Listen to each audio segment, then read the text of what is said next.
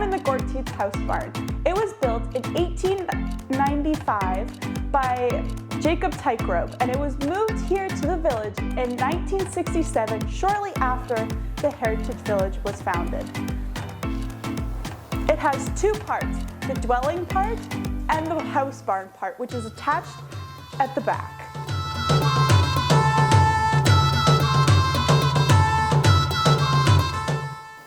The Winter Carnival was a huge hit this weekend. Here are some highlights from this weekend.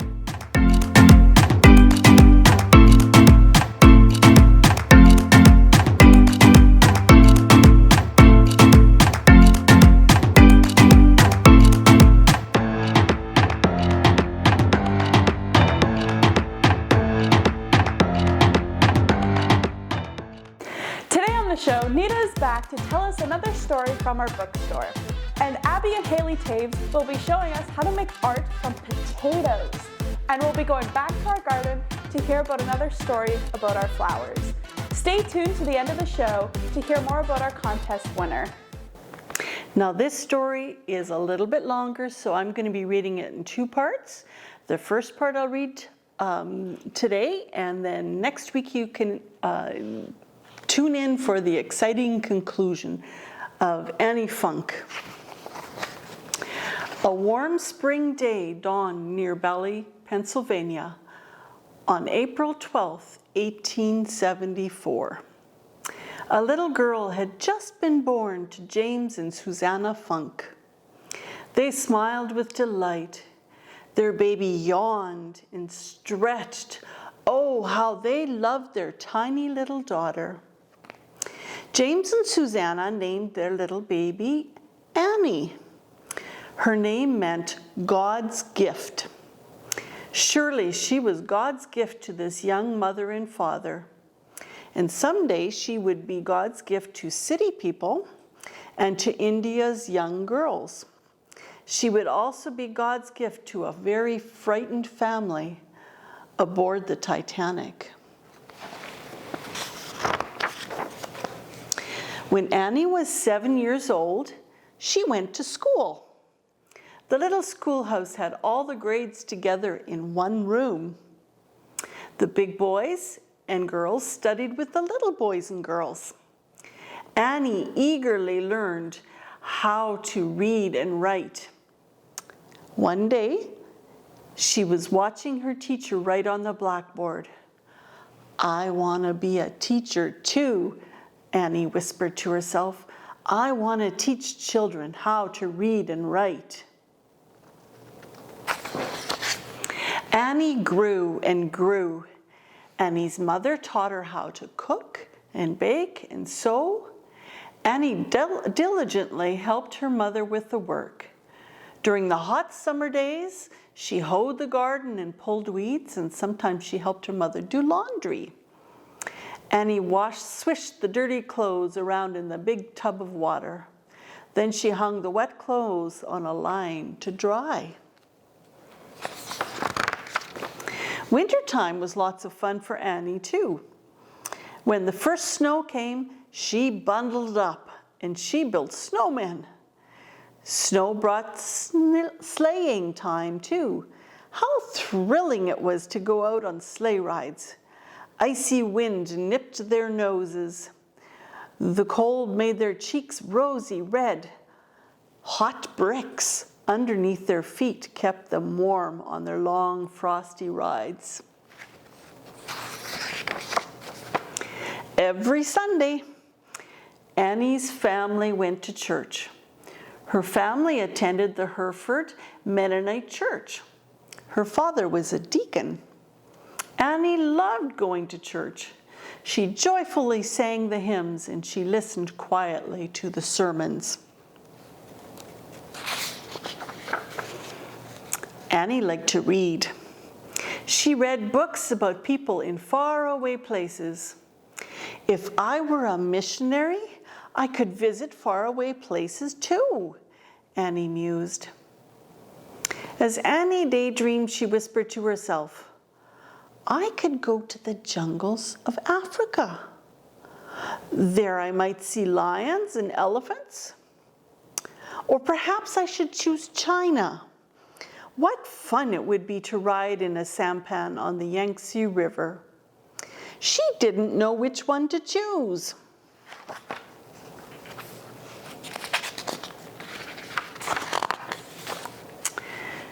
When Annie was a young lady, she was determined to become a teacher. I will need to get some teacher training, she told her family. Annie heard about a school that helped young women become teachers. This school was called State Normal School. It was located in Westchester, Pennsylvania. Yes, I will go to State Normal School. I will train to become a teacher, said Annie. After many months, Annie received her teacher's certificate. Now she could teach young boys and girls. But Annie told her family and friends, I won't teach right now. I have another plan. Annie said, I want to be a missionary and a teacher. Annie went to another school in Northfield, Massachusetts. It was called the Northfield Bible Training School. On graduation day, Annie received her diploma. Her family and friends asked, so will you be a teacher now? Or will you be a missionary in another country? Annie replied, I won't teach right now. I won't go to another country right now. First, I will help people in the city. These people need the gift of God's love.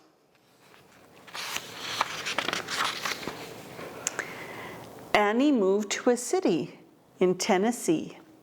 Many poor people lived in the slums. Annie said, I will help these poor people. I will take them gifts of food and clothing, and I will help them make them happy. She worked among the city people a long time. One day she talked to her friends in the city. I must leave you now, she said sadly. I have other work to do. Wow, Annie's a busy lady. Annie moved to New Jersey. She worked with the people in New Jersey. But Annie did not forget her dream to be a missionary in another country. Sometimes she prayed, please, Lord, let me go to another country.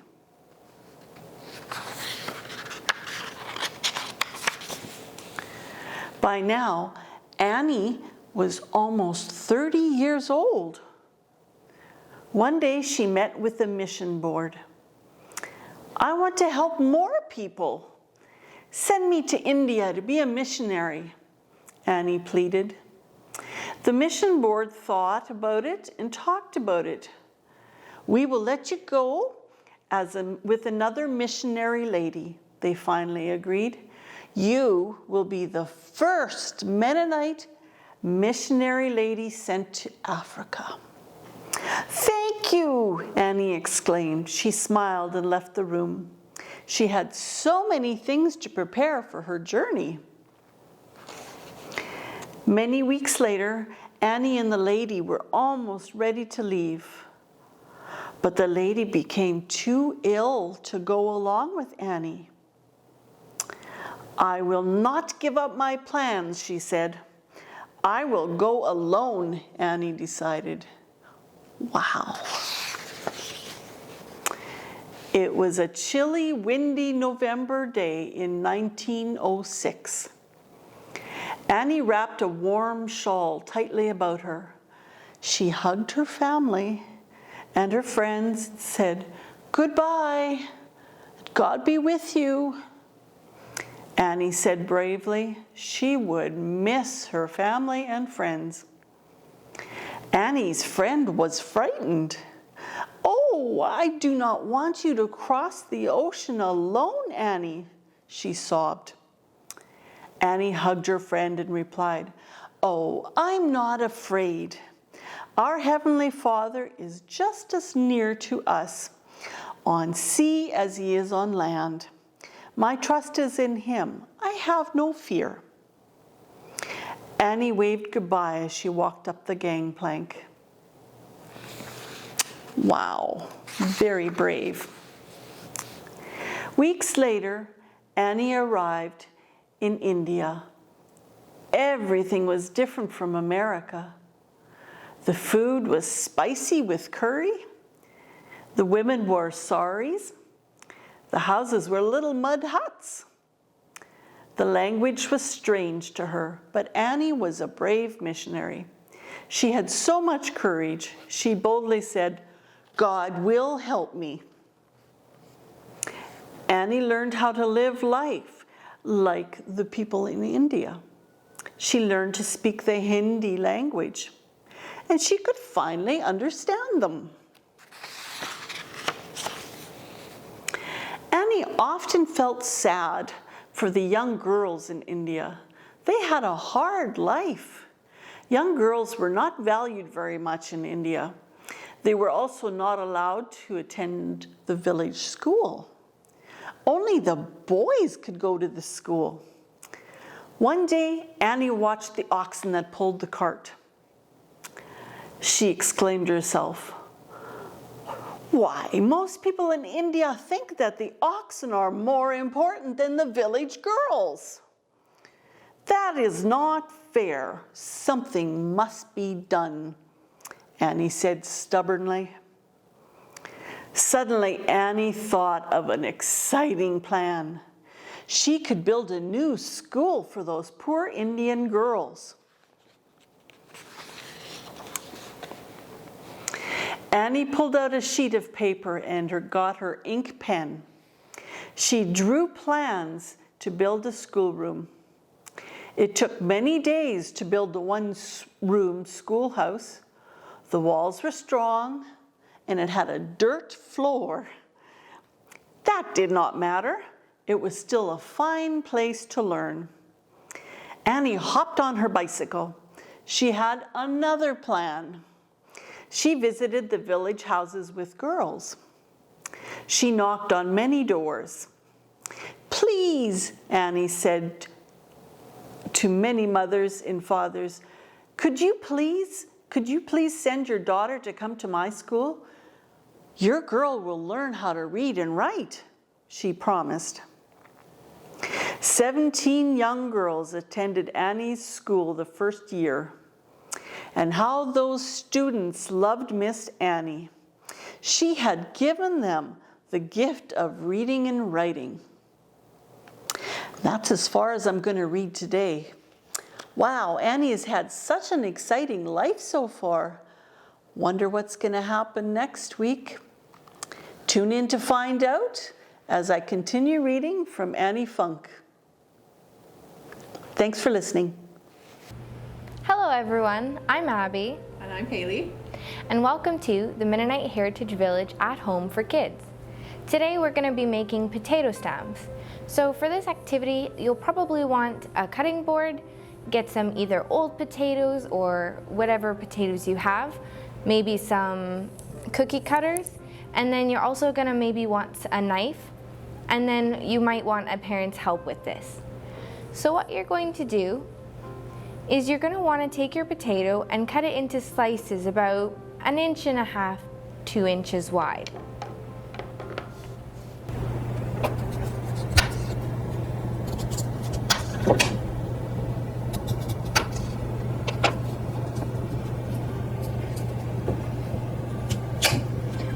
Once you've got your potato cut, you're going to want to decide which cookie cutter to use.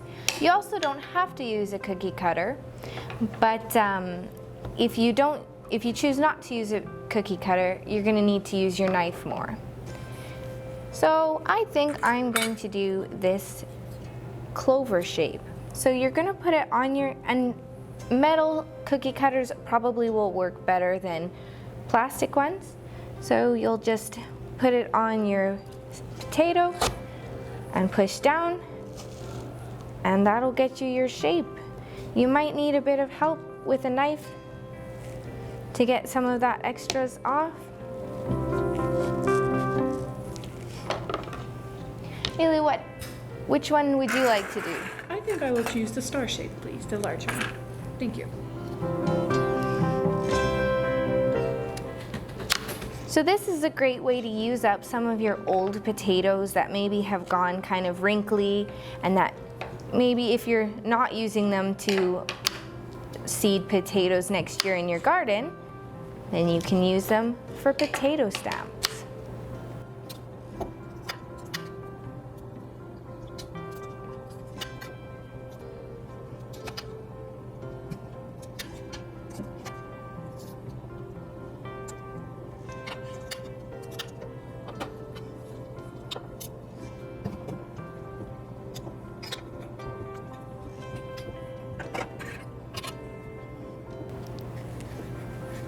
You can also make one by just cutting out the shape.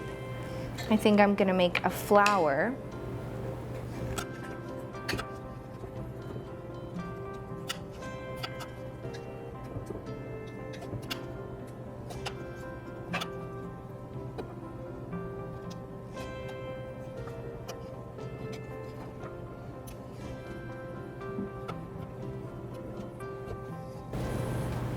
It's always important to go slow when you're using your knife. You don't want to cut yourself by accident.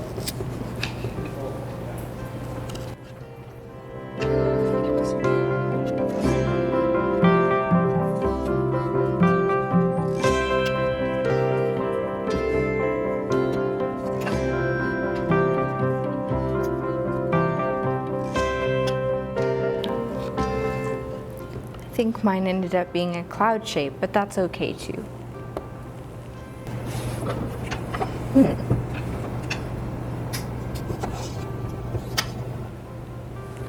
Well, Valentine's Day is pretty close, so maybe I'll do a heart.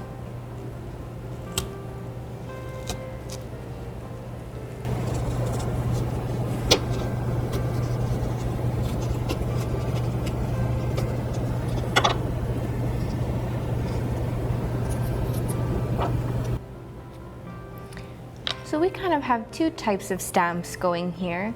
So we have the one where you have your slice and the whole potato is the same shape. And then we also have one that sort of has a little handle. So we've kept the back of the potato and then cut around the shape that we wanted.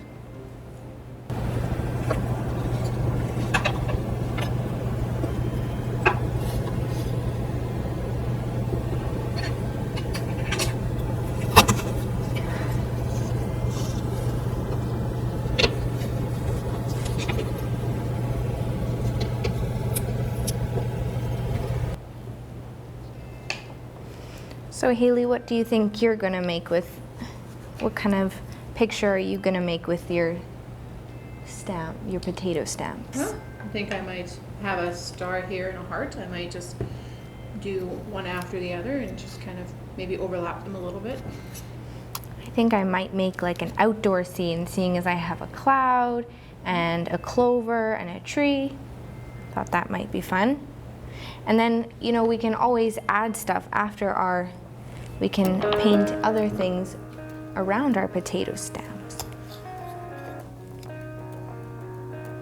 So now we've got our paints out in front of us. Make sure to use waterproof paints, just so if any gets on your clothes, it's easy to wash out.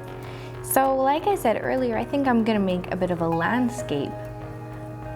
So yeah, just go ahead and start stamping and let your creative juices flow.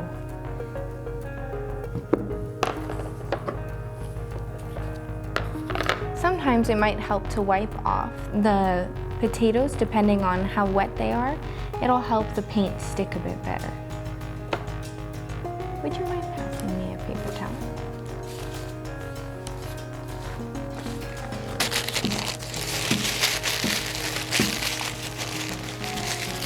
Starry night.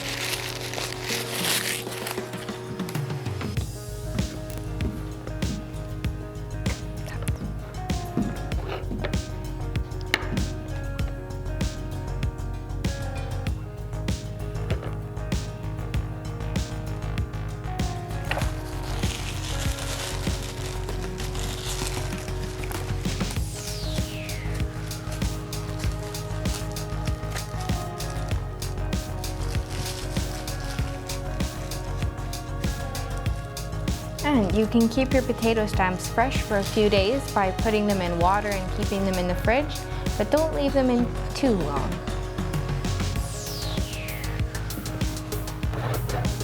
Toss the green for me. Thank you.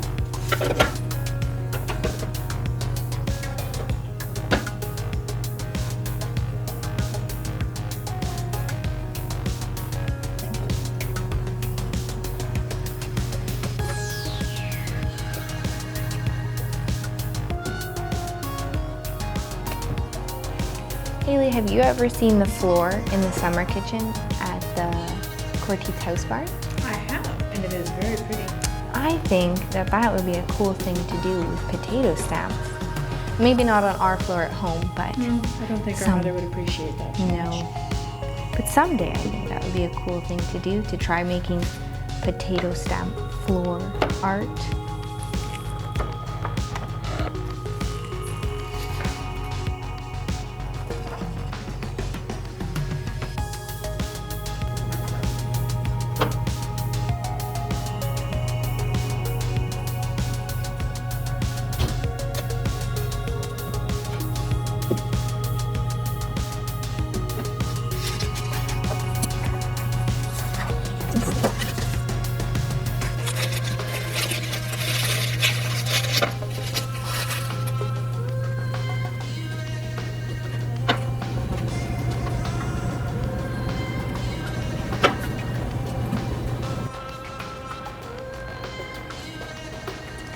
Sometimes it takes a few tries before some of your paint comes off and then you get the shape just right. But it by no means has to be perfect. Absolutely not. Art is creativity, not perfection.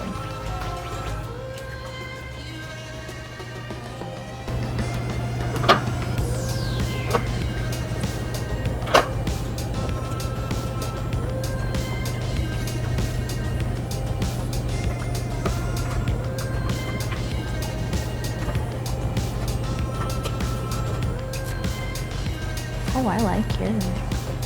It's a lot of hearts. I like my hearts. They're fun. Oh, we never used brown. Such a fun color.